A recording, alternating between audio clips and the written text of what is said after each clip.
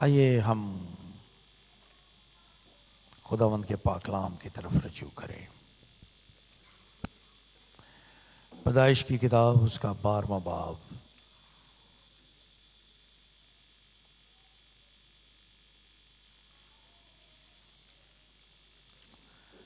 और उसकी 4थी आयत से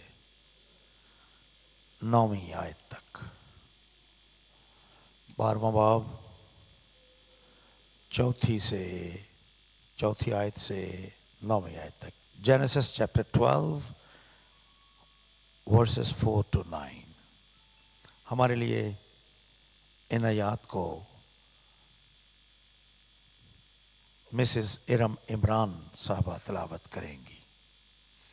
आइए हम खुदावंद के कलाम को सुने। यीशु मसीह के अब्दी जलाली और फतामन नाम में आप सबकी सलामती हो। सो इब्राहिम खुदावंद के कहने के मुताबिक चल पड़ा और लूत उसके साथ गया। और इब्राहिम 75 वर्ष का था जब वो हारान से रवाना हुआ। और इब्राहिम ने अपनी बीवी सारी और अपने भतीजे लूत को और सब माल को जो उन्होंने जमा किया था, उन आदमियों को जो उनको हारान में मिल गए थे, साथ लिया। और वो मुल्के कनान को रवाना हुए और मुल्के कनान में आए। और इब्राहिम उस मुल्क में से गुजरता हुआ मुकाम सिक्कम में मूरा के बलूत तक पहुंचा। उस वक़्त मुल्क में कनानी रहते थे। तब खुदावंद ने इब्राहिम को दिखाई देकर कहा कि यही मुल्क मैं तेरी नस्ल को दूंगा। और उसने वहाँ खुदावंद के लिए जो उसे दिखाई दिया था एक कुर्बान गाह बनाई और वहाँ से कूच करके उस पहाड़ की तरफ जो बैतएल के मशरिक में है और डेरा ऐसे लगाया कि बैतएल में मगरिब में और ऐ मशरिक में पड़ा। और वहाँ उसने खुदावंद के लिए एक कुर्बान गाह बनाई और खुदावंद से दुआ की। और इब्राहिम सफ़र करता करता जनूब की तरफ बढ़ गया। खुदावंद के पाकलाम के पढ़े और सुने जाने पर उसकी खास रहमत और बरकत हो। आमीन आमीन। पिछले इतवार यानी 2025 के पहले इतवार हमने ईमानदारों की बुलाहट के बारे में सुना। और ये बुलाहट खुदा बख्शता है ताकि ईमानदार अपनी ज़िंदगी में खुदावंद यीशु मसीह को कबूल करने के बाद ईमान का यह सफ़र शुरू कर सकें। अब हमारे और दुनिया के दीगर जो लोग हैं उनके सफ़र में क्या फ़र्क है,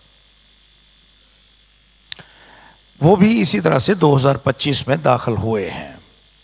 दुनिया के तमाम लोग, उनमें और ईमानदारों में क्या फ़र्क है। दुनिया के तमाम लोग इस वक्त जो 8 अरब से ज़ायद आबादी है, सब लोग आज से कुछ दिन पहले वक्त के एक नए दौर में दाखिल हुए जब 2025 का आगाज हुआ। और इन 8 अरब लोगों में वो लोग भी शामिल हैं जो खुदावंद यीशु मसीह पर ईमान रखते हैं। मैंने पिछले इतवार इसकी वजाहत की थी। ईमानदारों का सफर ईमान का सफर कहलाता है। बाकी दुनिया के तमाम लोग वक्त के इस धारे में आगे बढ़ते रहते हैं। फर्क ये है कि जो दुनिया के वो लोग हैं जिन्होंने यीशु को कबूल नहीं किया, वो हर एक चीज को, हर उस चीज को कबूल करते हैं जो उनको इन आंखों से नजर आती है। लेकिन ईमानदार होने की हैसियत से हम इस सफर में महज उन चीजों को जो हमें नजर आती हैं, उनकी वजह से अपने सफर को जारी नहीं रखते, क्योंकि हम जानते हैं कि बहुत से नादीदा बरकतें और बातें हमारे सफर में मौजूद हैं, जिनको हम इन आंखों से देख नहीं सकते, लेकिन उनको ईमान के साथ हम कबूल करते हैं। हम आंखों देखे पर नहीं चलते, बल्कि ईमान पर। ईमान अनदेखी चीजों का यकीन है। जो चीजें हमने देखी नहीं हैं, हम उनका यकीन कर लेते हैं। इब्राहिम की बुलाहट को हमने एग्जाम्पल के तौर पर लिया था कि इब्राहिम को खुदा ने बुलाहट बख्शी, और मैंने इब्राहिम की बुलाहट को ईमानदारों की बुलाहट के लिए उसकी बुलाहट को मिसाल के तौर पर इस्तेमाल किया था। इब्राहिम के बारे में सबसे खूबसूरत बयान आपको बाइबल मुकद्दस में रोमियो के नाम खत और उसके 4 बाब में मिलेगा। अगरचे इब्रानियों के नाम खत उसके 11वें बाब में, जिसको हम ईमानदारों का बयान, उनके ईमान का बयान उस बाब में पढ़ते हैं, उसमें भी इब्राहिम का जिक्र है, क्योंकि वो ईमानदारों का बाप है। वहीं उसको ईमानदारों का बाप कहा गया। लेकिन रोमियो के नाम खत उसके 4 बाब में इब्राहिम के बारे में बहुत, उसकी ईमान के बारे में, कि अनदेखी चीजों पर ईमान रखना, उसके बारे में उसके लिए जबरदस्त बयान किया गया है। यहां पर लिखा है, इसी वास्ते वो मिरास 16वीं आयत से, इसी वास्ते वो मिरास ईमान से मिलती है ताकि फजल के तौर पर हो, और वादा कुल नस्ल के लिए कायम रहे। आगे बढ़ते हैं इब्राहिम के बारे में। इब्राहिम की मानद ईमान वाली है वो नस्ल, वही हम सबका बाप है। 17वीं आयत में लिखा है, चुनाचे लिखा है कि मैंने तुझे बहुत सी कौमों का बाप बनाया। इब्राहिम को उस खुदा के सामने जिस पर वो ईमान लाया, खुदा ने उसके साथ वादा किया था कि मैं तुझे बहुत सी कौमों का बाप बनाऊंगा, जबकि औलाद तो थी ही नहीं। कई बरस गुजर गए थे, खुदा ने सारा को कोई औलाद ना बख्शी थी। औलाद तो थी नहीं, लेकिन खुदा वादा करता है कि मैं तुझे कौमों का बाप बनाऊंगा। सो ये एक अनदेखी दुनिया थी जिसमें खुदा वादा कर रहा था। जिस्मानी तौर पर आंखों के सामने कोई चीज ना थी, सारा तो नाउमीद हो चुकी थी। इब्राहिम नाउमीद था, और हालत उनकी ऐसी है क्या वो दोनों ही औलाद पैदा करने की उम्र से गुजर चुके हैं। सारा बिलखसूस। अब पढ़िए 19वीं आयत। और वो जो तकरीबन 100 बरस का था, बावजूद अपने मुर्दा से बदन और सारा के राम की मुर्दगी पर लिहाज करने के ईमान में ज़ईफ ना हुआ।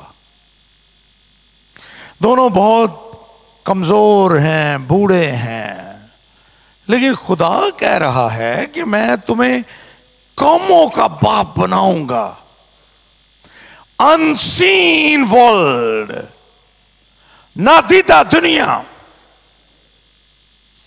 आंखों से कुछ नजर नहीं आ रहा, लेकिन मैं तुम्हें बहुत सी कौमों का बाप बनाऊंगा। कौमों का बाप बनाऊंगा। कैसे मुमकिन होगा? यहां पर लिखा है कि वो बेईमान होकर उसने खुदा के वादे में शक ना किया, बल्कि ईमान में मजबूत होकर खुदा की तमजीद की। 17वीं आयत बहुत जबरदस्त है, इसको हमेशा अपनी आंखों के सामने रखिए।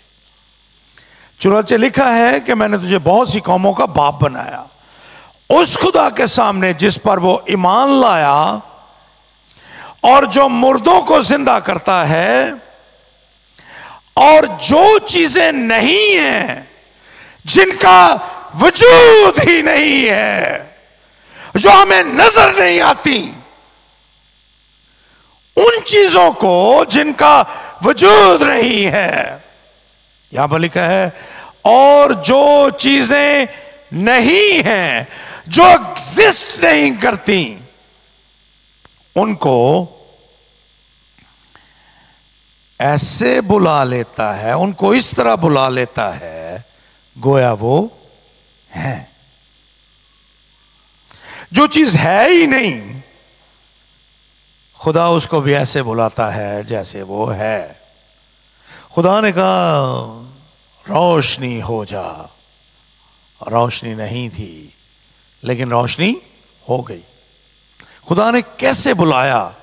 जब कायनात में कोई चीज नहीं थी, खुदा ने उनको ऐसे बुलाया जैसे वो हैं। ये है ईमान। जो चीजें आपको नजर नहीं आती, जिनका वजूद भी नहीं है, खुदा उनको ऐसे बुला लेता है जैसे वो हैं।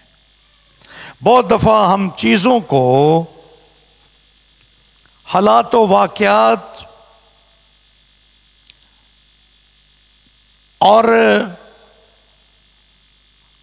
अपनी हिकमत के साथ एनालाइज करते हैं, तज्जिया करते हैं, और हम कहते हैं कि ये चीज नामुमकिन है, हो नहीं सकती। लेकिन अगर आप ईमानदार हैं तो फिर वो चीजें आपके लिए हो सकती हैं। चीजें आपके लिए हो सकती हैं। जो आपको नामुमकिन नजर आ रहा है, खुदा के लिए मुमकिन है। खुदा के लिए कुछ भी नामुमकिन नहीं है। खुदा हर चीज को मुमकिन कर सकता है। आपके हालात खुदा बदल सकता है। आप मुश्किल में घिरे हैं, खुदा आपको निकाल सकता है। आप माली मुश्किलात का शिकार हैं, आपको आने वाले इस साल में कुछ नजर नहीं आता, खुदा आपकी सिचुएशन को बदल सकता है, आपके हालात को बदल सकता है। एक लम्हे में, with in few seconds, even second से भी 1000वें हिस्से में वो आपकी सूरत हाल को तब्दील कर सकता है। अगर आप अपने ऊपर गुरूर कर रहे हैं, घमंड कर रहे हैं कि आप बहुत ताकतवर हैं, बी केयरफुल, मोहतात रहिए। खुदा हमारी इस ताकत को भी एक सेकंड में कमजोरी में बदल सकता है। यह मेरा शख्सी तजुर्बा है। मैंने बहुत दफा आपके सामने इस बात को बयान किया है कि एक दिन यहीं पे जब मैं एक जबरदस्त शानदार इबादत में जोरदार आवाज के साथ तर्जमा करने के बाद घर पहुंचा, उसी दिन खुदा ने मुझे 2 महीनों के लिए बिस्तर पर डाल दिया। मैं लोगों से मिलता नहीं था ताकि लोग मेरी उस हालत को ना देखें। मैं चाहता था कि आप मुझे ऐसे ही देखें जैसे अभी आप मुझे देख रहे हैं। नाउमीदी, होपलेसनेस। लेकिन दुनिया की नजर में मुझे याद है कि लोग तो इंतजार कर रहे थे कि कब आखिरी इबादत की खबर मिले। लोगों ने फेसबुक पे या सोशल मीडिया पे लिखना भी शुरू कर दिया कि आखिरी इबादत कब होगी, क्योंकि मैं मिलता नहीं था लोगों से। खुदा एक लम्हे में आपकी हालत को तब्दील कर सकता है, और मैं आपको यह बता रहा हूं कि यह मेरा शख्सी तजुर्बा है।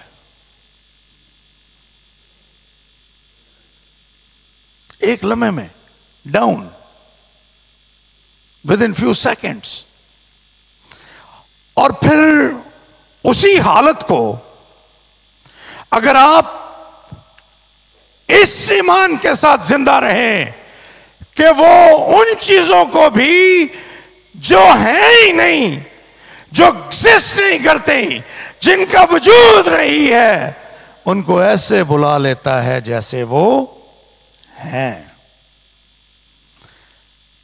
मैंने बीमारी के इस तमाम दौरानिए में एक दफा भी चर्च मिस नहीं किया, नॉट अ सिंगल टाइम। लोगों से मैं मिलता नहीं था घर में, लेकिन यहां चर्च पे खड़ा होकर आपके सामने प्रीच करता था हर इतवार।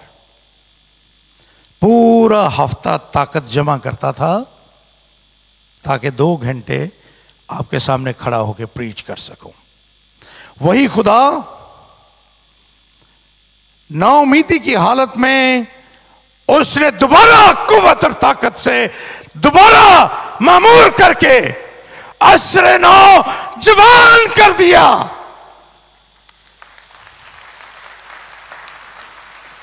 खुदावंद की ये है ईमान,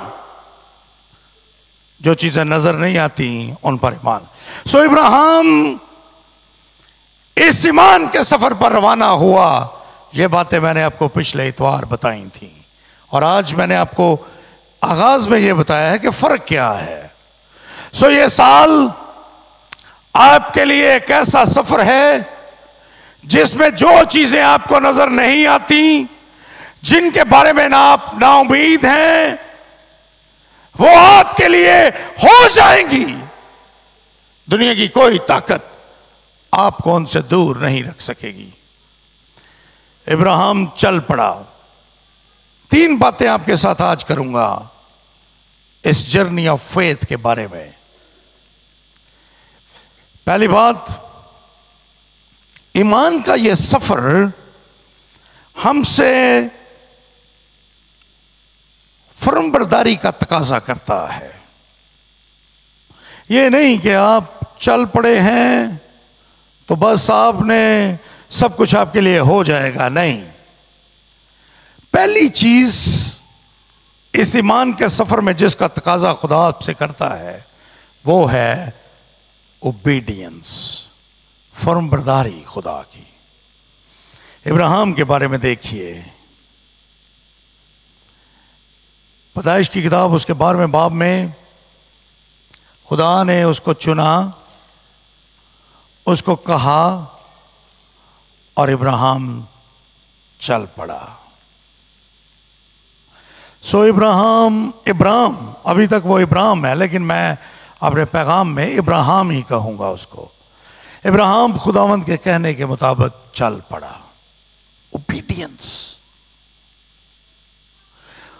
उसने ये नहीं देखा कि आगे क्या होगा। हम अक्सर इन चीजों को देखते हैं, क्या पैकेज होगा, क्या कुछ मुझे मिलेगा। आज की जो दुनिया है, इट्स कमर्शलाइज्ड वर्ल्ड। इसमें लोग पहले से चीजों को तय करते हैं, प्री प्लान, क्या क्या मिलेगा मुझे। लेकिन इब्राहिम ऐसा नहीं है, और मैं आपको बताना चाहता हूं जो लोग इस तरह की फुम्बरदारी करते हैं वो हमेशा मुबारक लोग कहलाते हैं, जो ये नहीं देखते कि मिलेगा क्या, वो सोचते हैं कि मैं खुदा को दूंगा क्या, इस सफर में मिलेगा क्या, ये बात की बात है। इब्राहिम कुछ भी नहीं पूछता, वो जानता है कि बस खुदा का हुक्म मानना काफ़ी है। जैसे शमूएल की किताब में लिखा है, हुक्म मानना कुर्बानी चढ़ाने से बेहतर है। चल पड़ता है। अब देखिए इसमें कुछ चीज़ें इन्वॉल्व थीं। सबसे पहली बात, उसको खुदा ने अपने ख़ानदान को छोड़ने के लिए कहा था, अपने नातेदारों और अपने बाप के घर से निकल। सेपरेशन, खानदान से जुदाई है। यहां पर खुदा उसको बुलाता है और उसको कहता है कि अपने खानदान को छोड़ दे। हारान में वो सब कुछ छोड़ देता है, सब कुछ छोड़ देता है। बाद अज़ां आप जानते हैं कि याकूब यहीं पे वापस आता है अपने मामू लाबन के घर। इसहाक के लिए बीवी ढूंढने के लिए भी नौकर को यहीं भेजा गया, लेकिन ये वो तमाम नातेदार थे जिनको याकूब ने हारान में छोड़ दिया। खुदावंद यीशु मसीह ने कहा था कि हल पे हाथ रख के पीछे नहीं देखते। यीशु ने यह भी कहा था कि मुर्दों को अपने मुर्दे दफन करने दो, तुम आगे बढ़ो। सो यीशु, खुदा का ये बंदा इब्राहिम खुदा के कहने के मुताबिक चल पड़ा। सेपरेशन, खानदान से जुदाई। दूसरी बात, उसने अपनी रिश्तेदारों को तो छोड़ा, लेकिन अपनी कोई चीज पीछे नहीं छोड़ी। लेट्स सी 5वीं आयत। इब्राहिम ने अपनी बीवी सारी और अपने भतीजे लूत को, और क्या लिखा आगे, सब माल को जो उन्होंने जमा किया था और उन आदमियों को जो उनको हारान में मिल गए थे साथ लिया, और वो मुल्क किनान को रवाना हुआ। उसने जो कुछ उसका था उसमें से एक चीज भी उसने पीछे नहीं छोड़ी। सब कुछ उसने खुदा के लिए इस ईमान के सफर में अपने साथ ले लिया, कुछ भी पीछे नहीं छोड़ा। वो जानता है कि उसका सब कुछ जो उसके पास है वो खुदा का है और वो खुदा के लिए है। उसमें से कुछ भी ऐसा नहीं जिसको दुनिया के लिए छोड़ा जा सके। He took everything,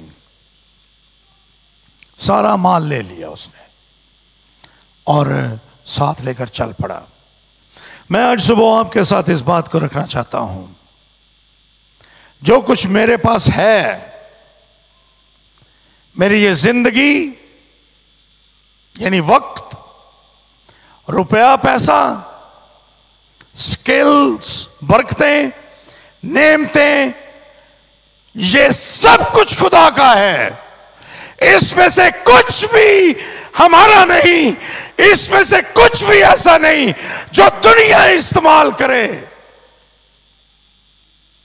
ये सब कुछ हमारे लिए और खुदा के लिए है।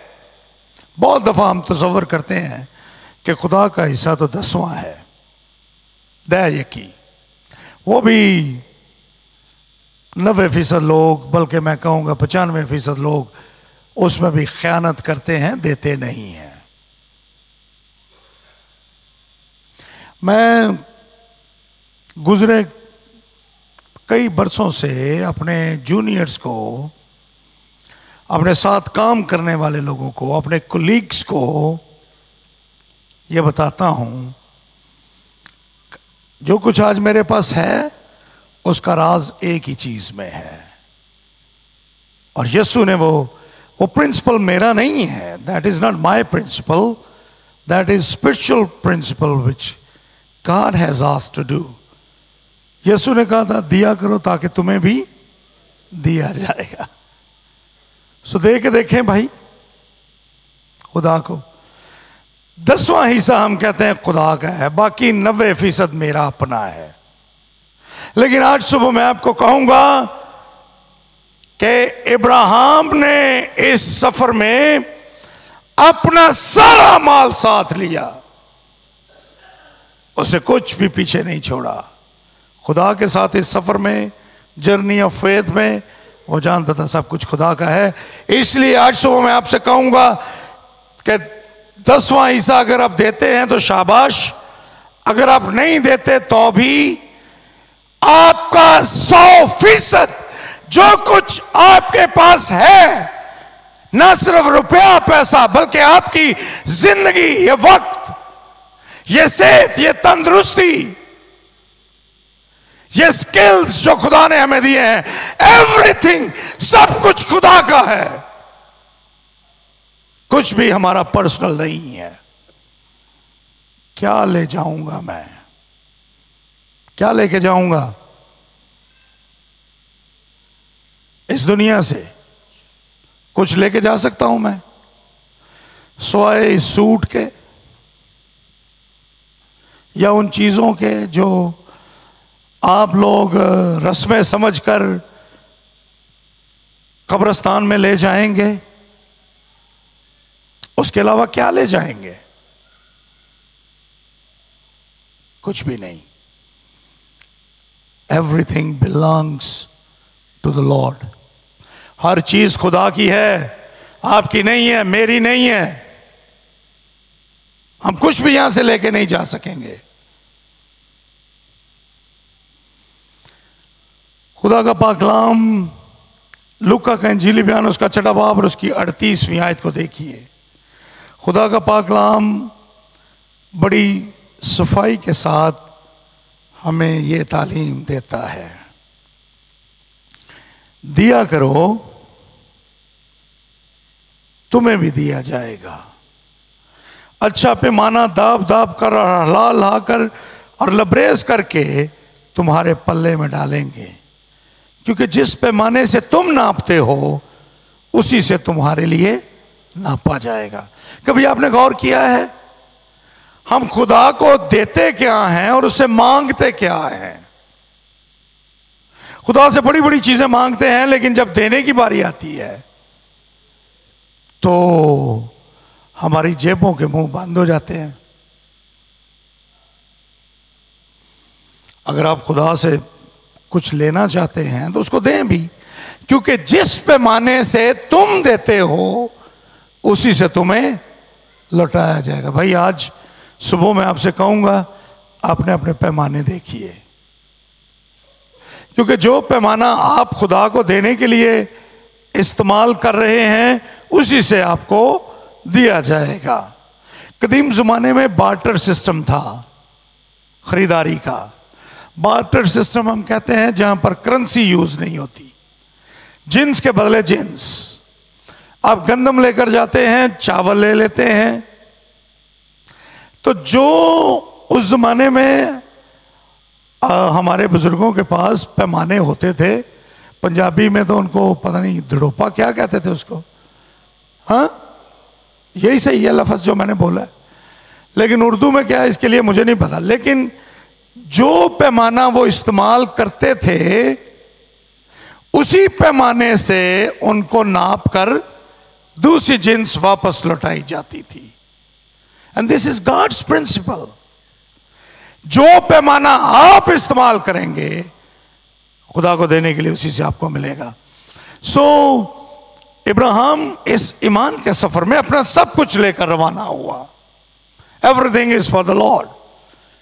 और आपको मैं कहूंगा 2025 में जब आप इस ईमान के सफर के बारे में सुन रहे हैं तो इस ईमान के सफर में पहली बात मैं आपको बता रहा हूं फर्मबरदारी।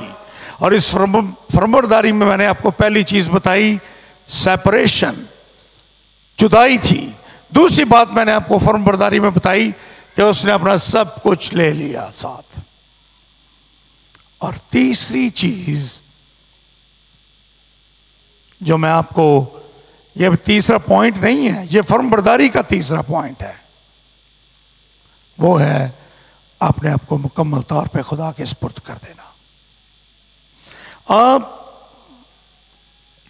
यहां पर लिखा है इब्राहिम खुदावंद के कहने के मुताबिक चल पड़ा। कोई बहानेबाजी नहीं, कुछ भी नहीं, चल पड़ा। 8 से 31 बरस पहले जब मैंने और मेरी बीवी ने, हमने इस खिदमत का आगाज किया था, हमने अपने आप को खुदा के सुपुर्द कर दिया था। इसलिए आज जो कुछ भी खुदा ने हमें नाम दिया, काम दिया, सब कुछ, जो कुछ शोहरत दी, जो कुछ दिया, is because of the total surrender, मुकम्मल सुपुर्दगी, मुकम्मल तौर पर अपने आप को देना। नथिंग इज लेफ्ट, कुछ भी नहीं, सब कुछ, जो कुछ था दे दिया।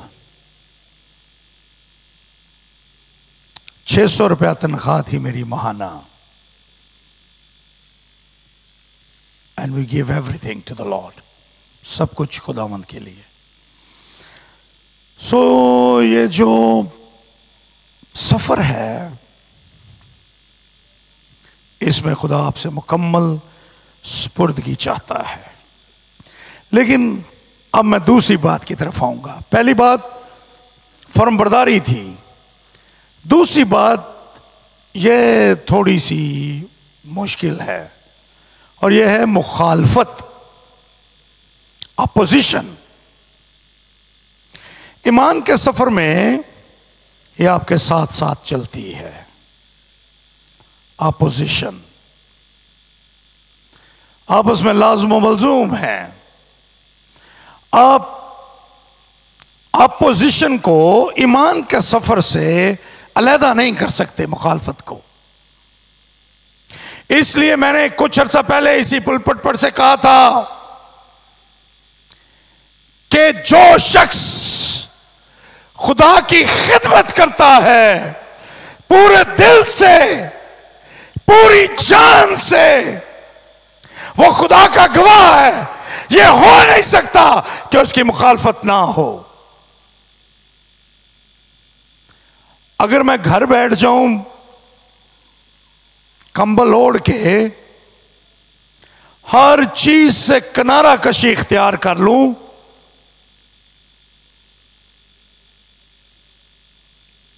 तब हो सकता है कि मेरी मुखालफत ना हो, या उस वक्त नहीं होगी जब मैं मर जाऊंगा।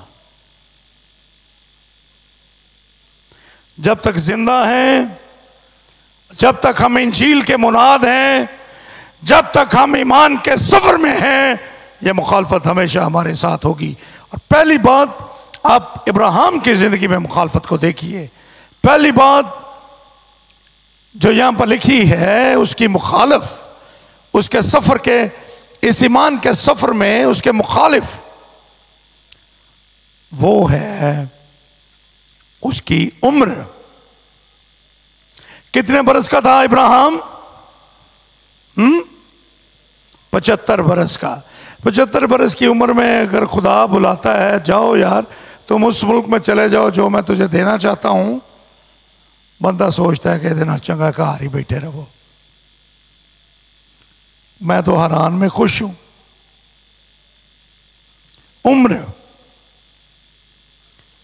उम्र का यह हिस्सा जिसमें हम में से बहुत से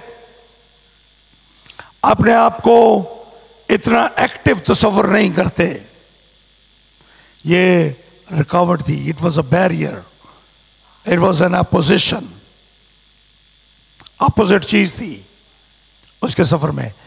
लेकिन वो इसको बिल्कुल अपने सामने नहीं रखता। वो इस उम्र में भी आगे बढ़ता है। वो जानता है कि ईमान के इस सफर में कोई चीज उसे रोक नहीं सकती, उसकी उम्र भी उसको रोक नहीं सकती, उसकी कमजोरियां भी उसको रोक नहीं सकती। And nothing can stop you as a pilgrim on this journey of faith. इस सफर में अगर आप चलने का फैसला कर लें कि मैंने इस साल खुदा के साथ चलना है, जो कुछ मर्जी हो, कोई चीज आपको भी रोक नहीं सकेगी। आपकी उम्र आपको रोक नहीं सकेगी। Nothing can stop you. मैंने बहुत बुजुर्गों को भी देखा है, ईमान के सफर में, ईमान रखने में और खुदावंद की तारीफ में आपको कोई चीज रोक सकती है? कोई चीज भी रोक नहीं सकती। मैंने अपनी मां को अपनी जिंदगी के इंतहाई आखिरी अयाम में भी खुदा की तारीफ करते हुए देखा। Your age, your days can not stop you. आप रोक नहीं सकते खुदावंद की तारीफ करने में। दूसरी बात, छठी आयत में लिखा है, और इब्राहिम उस मुल्क में से गुजरता हुआ मकाम सिकम में मूरा के बलूत तक पहुंचा। और आगे एक फिक्रा लिखा है, उस वक्त मुल्क में केनानी रहते थे। ये केनानी वो लोग थे जो जिंदा खुदा से ना वाकिफ थे। ये केनानी वो लोग थे जो कबायली थे। ये वो लोग थे जो बुतों की परस्तिश करते थे। ये वो लोग थे जो मुकम्मल तारीकी में जिंदगी गुजार रहे थे, रूहानी तौर पर मुर्दा थे, देवी देवताओं की परस्तिश करने वाले थे, खुदा के मुखालिफ थे ये लोग। और उनके दरमियान में चला गया। इब्राहिम सोचता होगा कई मर्तबा, चले मेरे इलाके के लोग भी बुत परस्त थे, लेकिन वो मेरे अपने तो थे, ये तो मेरे लोग नहीं हैं। लेकिन वो इस तारीक दुनिया में चला गया। हर तरफ मुश्किल मुखालिफ लोग खड़े हैं। सोचता होगा मैंने क्यों ऐसा फैसला किया, क्यों आ गया शरारती लोगों के दरमियान, क्यों आ गया ऐसी जगह पर जहां हर तरफ तारीकी है, जहां हर तरफ मुखालफीन है, जहां हर तरफ किनानी बसते हैं।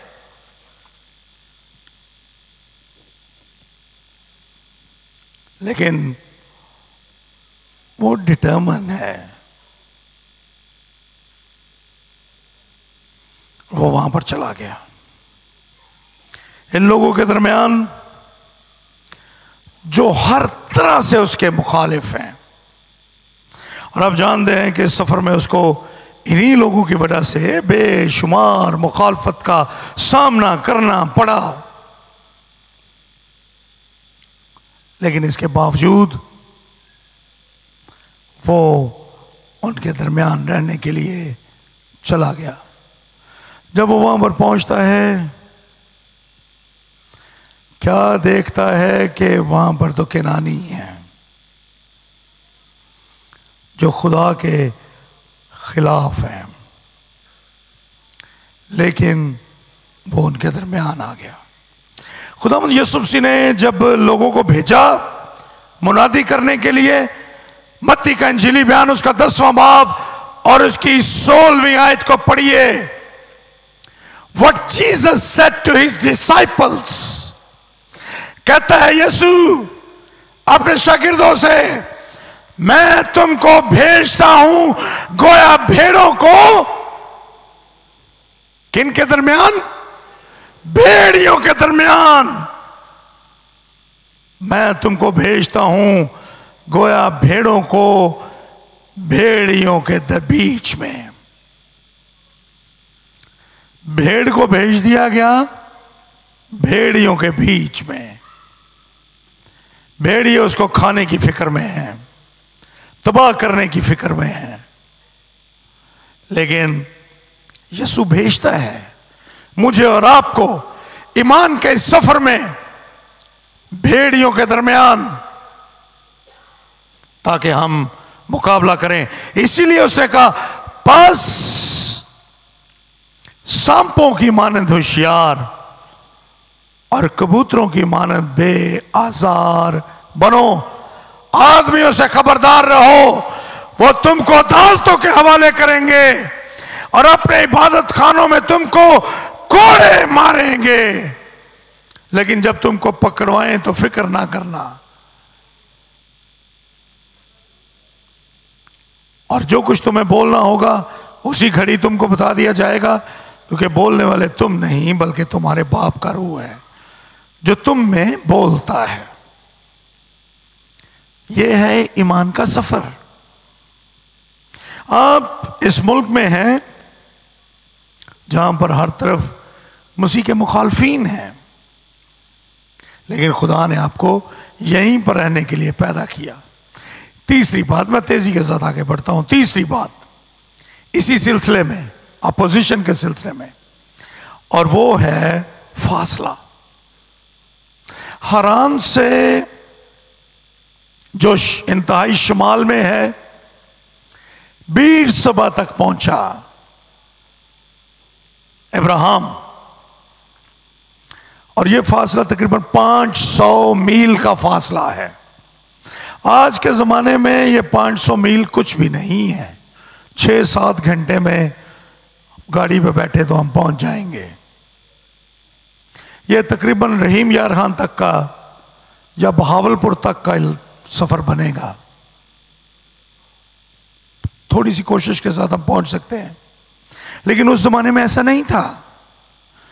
भेड़ों के रेवड़, गल्ले, नौकर चाकर, खेमे, खानदान,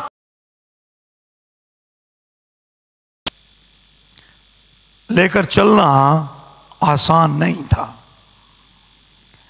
लेकिन वो चल पड़ा। मैं आपसे कहूंगा कि जब यीशु हमें बुलाता है तो फिर चल पड़ना है हमें, छोड़ना नहीं किसी जगह पे कि रुक जाएं। रुक जाना नहीं, रुकना नहीं,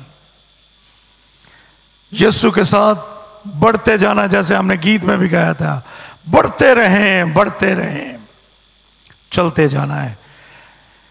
ये फासले उसको रोक नहीं सके, बल्कि वो चलता गया। आपको जो भी मुश्किल आए, आपने रुकना नहीं। और एक और बात, इतने लोगों को खाना खिलाना, उनके लिए खुराक और सफर का इंतजाम करना, यूं लगता है कि इब्राहिम पे बहुत सी रिस्पॉन्सिबिलिटीज थी एक बंदे पे। खुदा ईमानदारों को ऐसा ही चाहता है। जो जिम्मेदारियां वो आपके सुपुर्द करता है, उनको पूरा करना है हमने। उनसे हम आजाद नहीं हो सकते, बल्कि हमने उन्हीं में आगे बढ़ना है। और हमने सब कुछ खुदावंद हमारे लिए करेंगे। मैं तीसरी और आखिरी बात आपके साथ करना चाहता हूं। हमने देखा 3 बातों को। पहली बात मैंने क्या बयान की? फर्मबरदारी। दूसरी बात मुखालफत, और तीसरी बात जो खुदा ने उसको मौके दिए, अपॉर्चुनिटीज जो खुदा ने इब्राहिम को दी, उन पर भी गौर करना जरूरी है। सबसे पहली बात, इब्राहिम खुदा के वादों का तजर्बा करने की उसको कह रहा था। खुदा ने उसके साथ वादे किए, जो मैं तुझे एक बड़ी कौम बनाऊंगा, बरकत दूंगा, तेरा नाम सरफराज करूंगा, तू बाइस से बरकत हो, जो तुझे मुबारक कहें उनको मैं बरकत दूंगा, जो तुझ पर लानत करे उस पर लानत करूंगा, जमीन के सब कबीले तेरे वसीले से बरकत पाएंगे। वादे खुदा ने उसके साथ किए और वो चाहता है कि वो उन वादों का तजुर्बा करे, उन वादों का तजुर्बा करे कि खुदा पूरे करता है या नहीं। सो खुदा ने उसको भेजा ताकि वो उन वादों का तजुर्बा करे। ये सच्चाई थी जो वादे खुदा उसके साथ कर रहा था। खुदा ने मेरे और आपके साथ बेशुमार वादे किए हैं और खुदा ये चाहता है कि हम उन वादों का तजुर्बा करें इस साल में, इस नए ईमान के सफर में। दूसरी बात, खुदावंद की हजूरी, खुदावंद उसके साथ था। 7वीं और 8वीं आयत को पढ़िए। तब खुदावंद ने इब्राहिम को दिखाई देकर कहा, यही मुल्क मैं तेरी नस्ल को दूंगा। और उसने वहां खुदा के लिए जो उसे दिखाई दिया था एक कुर्बानगाह बनाई। खुदा इब्राहिम जब केनान में सफर कर रहा था उसके साथ था। और ये एक जबरदस्त बात है मेरे और आपके लिए। जब हम सफर करेंगे खुदा के साथ, खुदावंद हमारे साथ होगा। इस हजूरी को इब्राहिम किस तरह से पेश करता है? पहली बात, आप इब्राहिम की जिंदगी में यहां तक देखिए, वो जहां भी पहुंचा, जहां भी उसने अपने खेमे लगाए, उसने पहला काम यह किया कि वहां खुदा के लिए मज़बा बनाया। He built an altar for the Lord everywhere where he pitched his tent. जहां कहीं उसने अपने खेमे लगाए, उसने खुदा के लिए एक मज़बा भी वहां पर बनाया। आप इसको देख सकते हैं यहां पर। केनान में जब वो पहुंचा, ये सेंटर ऑफ केनान है जहां पर अभी पहुंचा है मूरा के बलूत और ये वो, और यहीं पर खुदा के लिए उसने कुर्बानगाह बनाई। This is the centre of Canaan, जहां से सारे केनान तक खुदा की खबर पहुंच सकती है कि खुदा जहां इब्राहिम है वहां पर खुदा है। और वो इस तारीख दुनिया में, तारीख मुल्क में, तारीख और बुतप्रस्त लोगों के ऐन दरमियान में खुदा की प्रस्तिश करता है। यह खुदा आपसे चाहता है, सिर्फ चर्च नहीं। खुदा आपसे चाहता है जहां कहीं आप जाएं इस ईमान के सफर में, खुदा की प्रस्तिश को अपने साथ ले जाइए। यूहन्ना अपने इंजीली बयान उसके 4 बाब में उसकी 23वीं और 24वीं आयत में कहता है, खुदा अपने लिए ऐसे ही परस्तार ढूंढता है जो रूह और सच्चाई से उसकी प्रस्तिश करे। खुदा आपकी प्रस्तिश चाहता है ताकि उसके वसीले से आप खुदा की हजूरी को जाहिर कर सके। जब वो फिर रहा था तो एक और दिलचस्प बात आपको बताना चाहता हूं। इब्राहिम सफर कर रहा था और वो दो शहरों के दरमियान में पहुंचा। बैतेल मशरिक में और मगरब में ऐ। बैतेल मगरब में और ऐ मशरक में पड़ा। जब वो वहां पर पहुंचा, ये दोनों शहर बड़े आम हैं, इनकी जियोग्राफी बड़ी इंपॉर्टेंट है। बैतेल का मतलब है खुदा का घर। यही वो जगह है जहां पर बाद अज़ां पैदाइश की किताब उसके 28वें बाब के मुताबिक याकूब भी पहुंचा और उसने एक सीढ़ी देखी जो आसमान की तरफ जा रही थी और जिस पर से फरिश्ते उतरते और चढ़ते थे, और उसने सोचा कि ये खुदा का घर है। बैतेल खुदा का घर। यहीं पर उसने वादे किए थे खुदा के साथ, मैं तुझे दया दूंगा अगर तू मुझे सरफराज करेगा। सो बैतेल खुदा का घर। और दूसरी तरफ क्या है? क्या है? बोलिए। ऐ का मतलब है खंडरात, खंडरात का ढेर। एक तरफ खुदा का घर, दूसरी तरफ खंडरात का ढेर। अब इब्राहिम के सफर पर गौर करें। पढ़िए, मैं आपको चैलेंज करता हूं, आप इसको पढ़िए जाके। इब्राहिम हमेशा ऐ से कतरा कर गुजरता रहा। वो खुदा का बंदा था, खंडरात का नहीं। इसलिए वो बैतेल को जाता है और खंडरात के इस ढेर को अपनी जिंदगी में कबूल नहीं करता। ये दोनों चीजें बड़ा खूबसूरत इस्तारा है।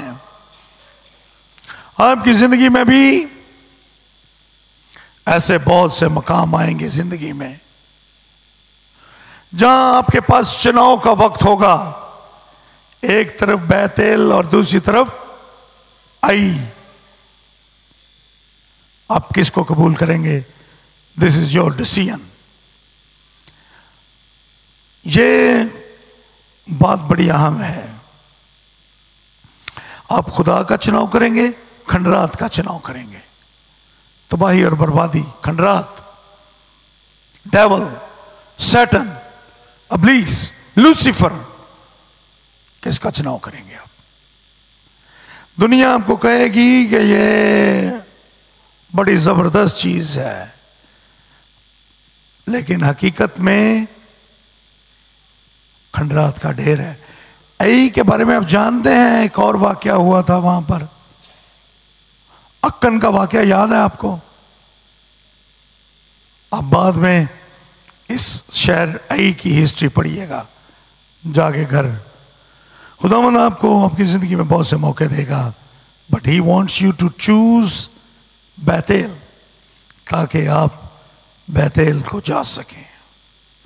बहुत सी जगह हैं जहां पर इब्राहिम पहुंचा और सफर करता रहा। आज का जो पैसेज है वो उसके सफर का इख्तिताम नहीं है। इब्राहिम सफर करता करता जनूब की तरफ बढ़ गया। यहां पर यह पैसेज इख्तिताम पजीर होता है। पैदाइश की किताब उसका 12वां बाब 4 से 9 आयत। आगे बढ़ गया। सफर अभी खत्म नहीं हुआ। वो जानता है कि इस सफर अभी खत्म नहीं हुआ केनान में। चूंकि वो अनदेखी मंजिलों को देख चुका था। इब्राहिम अनदेखी मंजिलों से वाकिफ था, और अनदेखी मंजिलें क्या थी? खुदावंद का आसमानी शहर जहां उसको पहुंचना था, वो देख चुका था उनको। इसलिए मेरी दानिश में, मेरे ईमान के मुताबिक, इब्राहिम के कदम केनान की सरजमीन पर थे, लेकिन उसका दिल आसमान पर था, उस घर में जो खुदा ने उसको देना था और जहां पर उसने ईमानदारों का बाप कहलाना था, उसकी तरफ देख रहा था। मैं आपसे कहूंगा आज सुबह अपने पैगाम के इख्तिताम पर, आप इस दुनिया में हैं, इस दुनिया में आपका हर कदम आप आगे बढ़ाते हैं, जहां भी आप जाएं, जिस जगह पर भी जाएं, आपको खुदा बहुत सरफराज कर दे, आपके पास दुनिया जहान की दौलत आ जाए, आपको इख्तियार और इख्तियार मिल जाए, आप बाइख्तियार हो जाएं, आप दूसरों की जिंदगियों पर इख्तियार रखें, लेकिन एक चीज को कभी फरामोश ना कीजिएगा, आपकी मंजिल इस दुनिया में नहीं है। इस दुनिया में आपकी मंजिल नहीं है। जब कोई शख्स 80 बरस से ऊपर चला जाता है तो वो सोचता है इस दुनिया में मेरी मंजिल नहीं है। खूबसूरत से खूबसूरत तरीन घर बना लें, लेकिन हमारे घर महज मुसाफिर खाने हैं। एक दिन हमें यहां से जाना है उस खुदा के पास जो हमारा इंतजार कर रहा है। ईमान के सफर में साबित कदम रहिए ताकि आप अपनी मंजिल पर पहुंच सके। आइए अपने सर को झुकाएं, दुआ करें।